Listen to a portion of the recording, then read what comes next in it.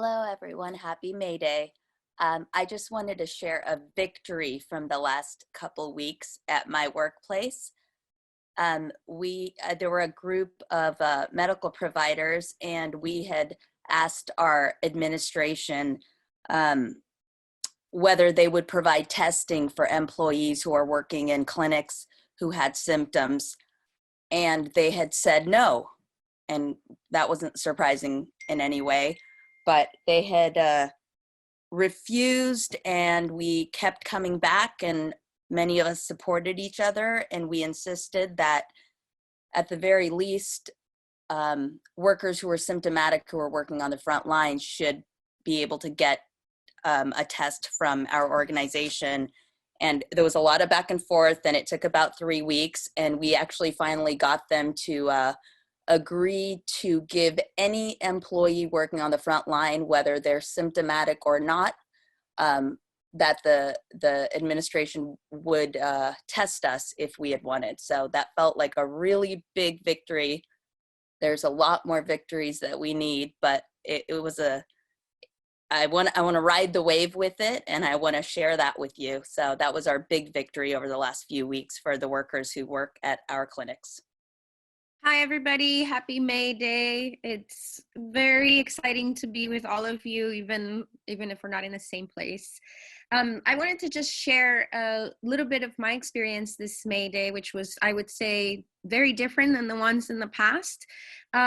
So maybe to this audience, it's not that big of a revelation, but a lot of people don't celebrate May Day in the United States, despite its history. The fact that it actually initiated with demonstrations that were taking place here. So every year when May Day comes around, I find myself telling my coworkers about it, and people being like, "What? Really? That's what that's all about? But what about Labor Day in September?" And so I have to do the whole explaining to them and talking about it, and then they get excited, and then they hear that maybe there's a rally or something happening, and maybe they participate in it, but it's rare. And then yesterday, what actually took place was very different. People were asking about May Day before May Day actually took place. People were very much more conscious about it. The unions, at least in the place where I work at the Children's Hospital, organized a demonstration. People were dressed in red, and there was a rally. So it was a very different atmosphere.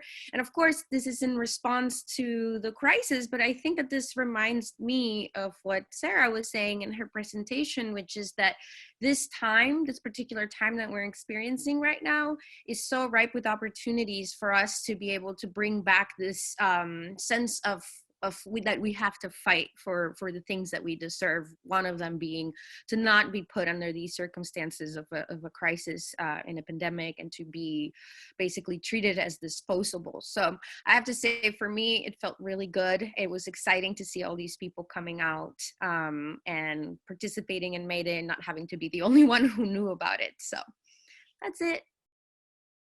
Hi. So I just wanted to sort of say, first of all, I think May Day has it always has a special significance, but especially today with all of the people, we've seen waves of people organizing in their workplaces in response to the treatment during this crisis. We've seen a lot of actions and strikes, and I think we're going to see a lot more in the coming future.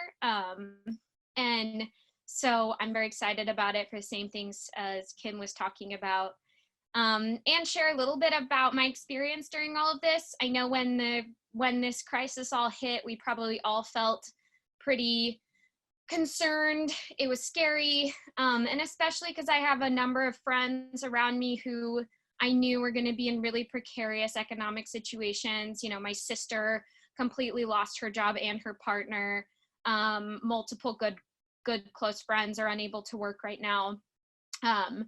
And so I think I spent like a few days to a week just being scared for everybody. And then I think I realized that there might be a good reason to kind of collect our forces and meet and regularly and talk about what we could do in response to this crisis. And we've been doing that for a few weeks now. And our last meeting, we had a higher number of people show up. We had somebody who was being harassed by their landlord, and we were able to get them resources, help them do research, and help them make decisions for their household, and navigate that circumstance. And I think everybody in our meeting is really feeling like it makes a lot of sense to have each other's backs and coordinate things and organize in response to this crisis. So that's our little mini success as well. And yeah, I'm glad to see everybody here in solidarity today. Hello, comrades, and a special hello to Bay Area comrades I met last summer when we were still able to gather in crowds in hotel rooms. I'm proud to be bringing you greetings of solidarity from Red Braid Alliance for Decolonial Socialism, where we fight against the violence of capitalism and colonialism on unceded Coast Salish and Stolo territories, lands that are occupied by Vancouver, Canada. Since COVID-19 hit Western Canada and the government here declared a state of emergency, we've been organizing with unhoused communities to fight against the increased dangers faced by poor, working class, and Indigenous people during the pandemic. While corporations and banks have received a $600 billion bailout from the Trudeau Liberal government in Ottawa, the poor have lost resources as soup kitchens have closed and homeless shelter bed intakes have been frozen, and those locked out on the streets have been increasingly criminalized. In response, in the last month, we've started 2 squats in publicly owned buildings to fight against a system that sends police to keep people on the street outside buildings that they keep vacant. Red Braid is inspired by the common revolutionary politics that we share with Speak Out Now. The violent interlocking systems of colonialism, capitalism, and imperialism will only be overcome through the self-activity of Indigenous and working class people ourselves.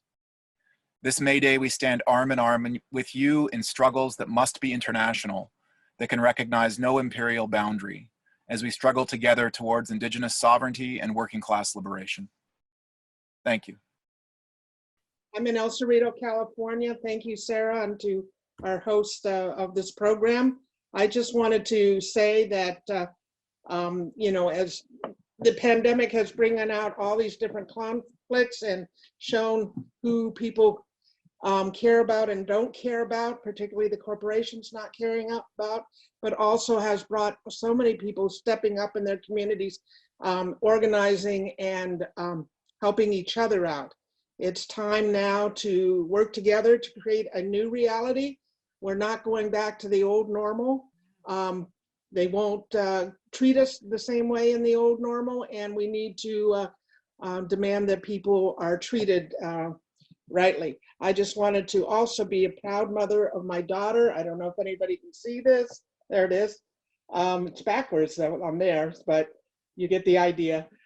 She's a teacher in Los Angeles School District and has just stepped up to be her union leader, and the union president asked her to reprint this t-shirt that she had created, and she's doing it as a fundraiser. But I think we should all be wearing our messages these days, and I'm glad we're all getting together. And happy May Day. Hi, this is Bob in Baltimore, and with me is Z. And I just want to say that when I was a kid in the 1950s in elementary school, I was scared to death of nuclear war and the end of the world. I am still scared to death of nuclear war and the end of the world. But today we have the additional challenge of climate change, which is going to cause the end of the world as we know it if we don't do something. In addition, we have the challenge of the coronavirus. This should be overwhelming, but at the same time, as we know, and as the videos and the greetings we've seen this evening, today, have shown us, there are people all over the world who are fighting back against the coronavirus and the way the governments of the world have dealt with it, and over the last year and more against the system itself, for the poverty, for the unemployment, for all of the horrors that capitalism brings us. The fact that so many people are standing up to fight back gives me a great deal of hope. But we, with Speak Out and with other revolutionaries around the world, need to work together and need to find the ways to engage people who really want to fight for a better life. And we can do that. We can see that. We can see from the videos, people all over are ready to fight. And the only question is how best to organize. So please join with Speak Out in trying to figure this out. Happy May Day. Hi, everybody. Happy May Day. Thanks for having us. Thanks for hosting this. It's incredibly important, I think, to come together, even when we're not able to do that physically. But it's very inspiring to hear everybody from different parts of the world. I work at BARD in the Bay Area, San Francisco, and people have been very much more open to find out ways in which we can make sure that we have the PPE that we need and that we're working in as safe as situation as possible, even though we're forced to take major risks. And yeah, people have begun to take it upon themselves to play a role in building a network and creating a phone tree, as was mentioned on the last town hall.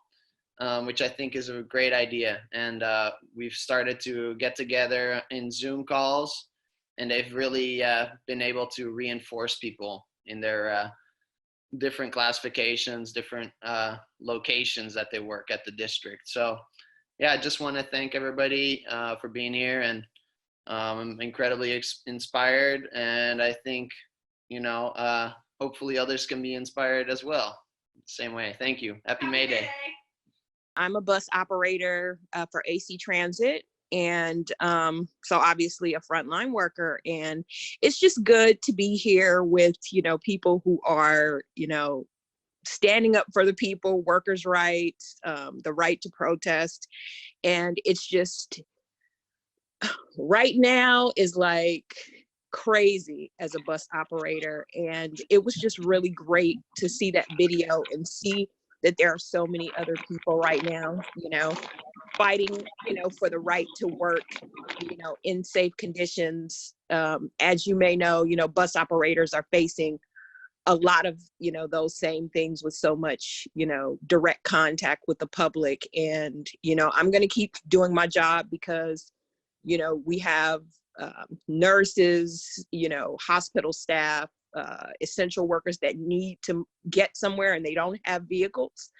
But I just hope that, people just keep fighting so that, we can do our jobs and then still make it home safely to our families. But thank you all for being here. Hi, I am just here, I guess, to voice support on behalf of I'll limit this to the Gen Psych type East Coast mental health community. In this time, we're not really allowed to partake per se in this moment due to health concerns, but we can at least voice our support. So wishing you guys happy May Day and keep doing what you're doing. That's pretty much all I got to say. Thank you so much for that, Jack. And yeah, just to acknowledge that there are, nobody is alone. There are lots of people out there suffering and struggling right now. And I think you said maybe you were on the East Coast, so we could try to connect you with some folks there. Hey there. Love and solidarity to all of us here today. This is Matt. I just wanted to share a reflection. I'm about to graduate from medical school this month. I'm very excited to get to work at the county hospital where I'll be a resident for the next 3 years. And I've just been moving around a lot every month, a new city, new town, over the past year or so, 2 years really.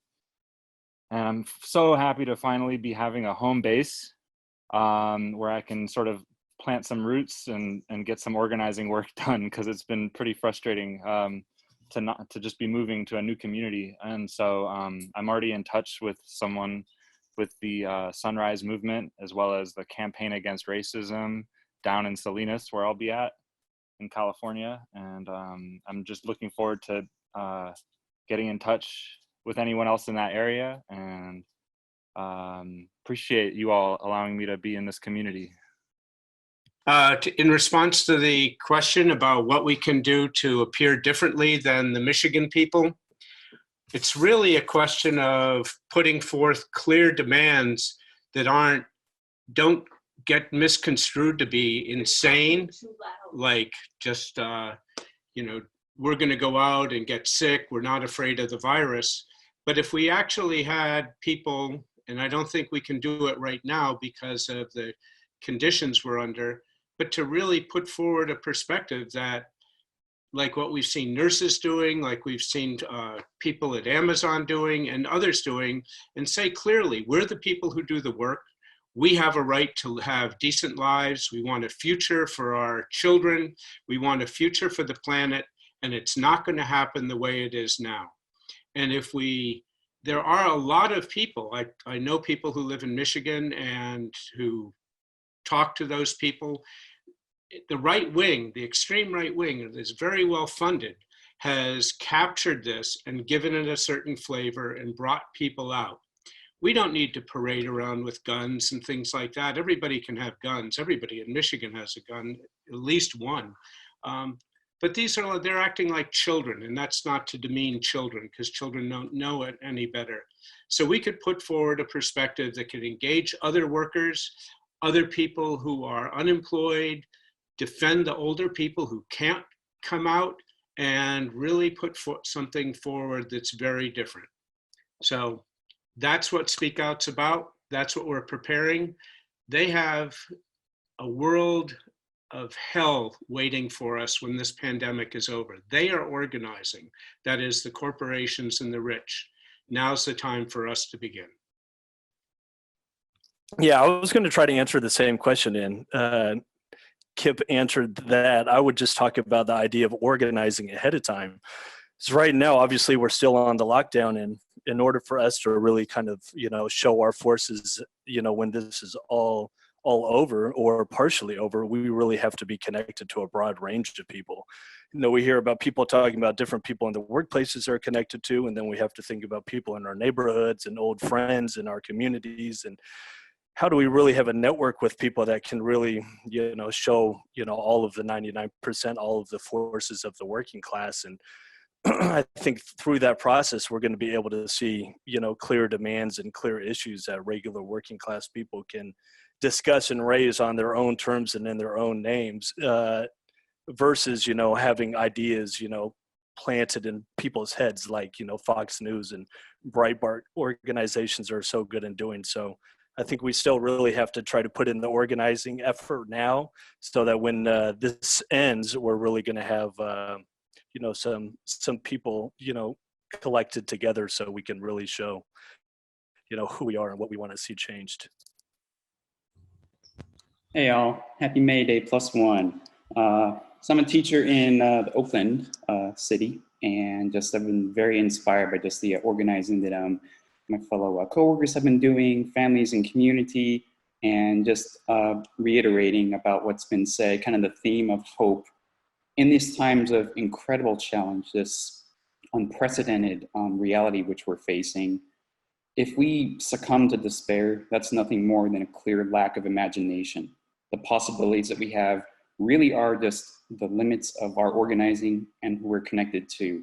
We have so much that we can offer, we as the working people who create the table on which we stand on and which we are united with each other around the world. We have everything to win for. So thank you. Try to sum up and explain my first comment about getting people fired up but not looking like a mob was simply my energy wanting to go out to the streets, but our current limits. And how do we create that same kind of media explosion without the negative images?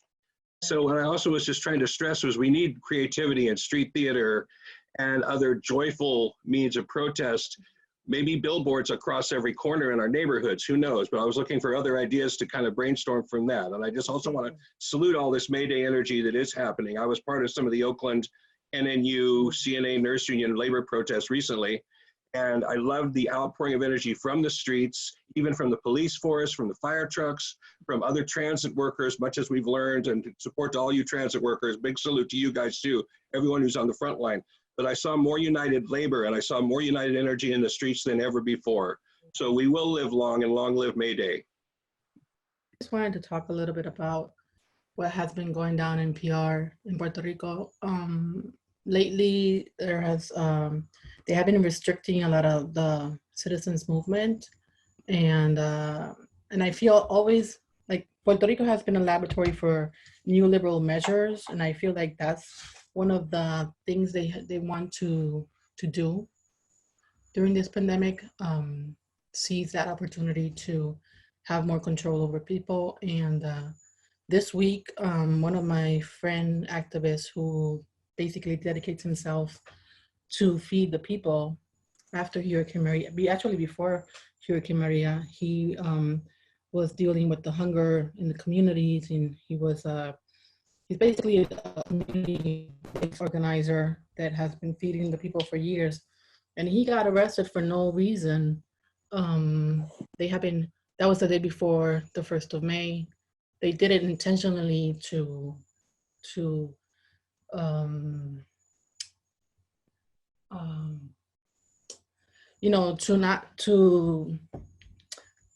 threaten people and sorry, can I speak in Spanish?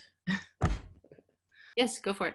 Okay, so básicamente ellos estaban tratando de intimidar a los activistas en Puerto Rico. They were trying to intimidate the activists in Puerto Rico, which have been doing caravans. They have been going to supermarkets and talking to the lines with megaphones about like the lack of tests, the hunger that people are going through. They have been asking the government to reopen the school cafeterias, and so much other things related to like domestic violence. The feminist movement has been very strong in this as well. They have been asking for more protection during this pandemic for women. And I just feel like in general, we have to be talking about the possibility of like a second Great Depression happening. And I feel like right now, this is my opinion, we should be working with the most vulnerable, which means like the undocumented, the people that have been abandoned, the people that are basically hungry and going through a really bad, rough time. A lot of undocumented have been still paying rent, and they have been, they're threatened with eviction. Some families in Esperanza, I'm a teacher at Esperanza, have been threatened with eviction. I just feel like we have to start organizing, and we have to be thinking in a general way. I feel like we have to come together. That's the only way I feel like we're gonna form a valid resistance to what's coming. You know, I feel like the possibility of a recession, economic recession, is very, very likely, and that's gonna touch a lot of us as working class. And yeah, that's what I want to say. Hey, thanks everyone. This was a really cool event to see all the videos that people put together, and to hear like actually kind of follow-ups from people that spoke at earlier town halls of like how their organizing efforts have come through or have, you know, succeeded in little but actually huge ways. So I really appreciate everyone that's participated. And I guess like the main thing that I think like Eden or somebody in the chat had mentioned of just like reaching out to our networks or people that we know. And I know some of the organizing efforts that we hear are from, you know, people in workplaces that were able to actually like kind of make a big difference in a way. But I think it's like for everybody here, it's to think about like who we know that we can have like further conversations with. And I know for myself, like the conversations that I've had at this time have been just really interesting about who is essential and who do we need. And like Sarah said in the presentation, of just like that we're facing this world of vampires and parasites, and coming out of this, they're just going to be fighting us harder. And so we have to be connected to everyone around us to know what people think, and building a left wing in this country and around the world, left organizations that are able to propose those specific demands that can counter the growing right wing around the world, the growing xenophobia, and all of the attacks that are coming. So events like these are really important to bring our friends to talk to other people, to and try to build organizations, like Speak Out and other, like the Revolutionary Left, in order to, be stronger and more prepared when we come out of this. So yeah, thank you for attending and sharing everybody's thoughts. I thought it was really helpful.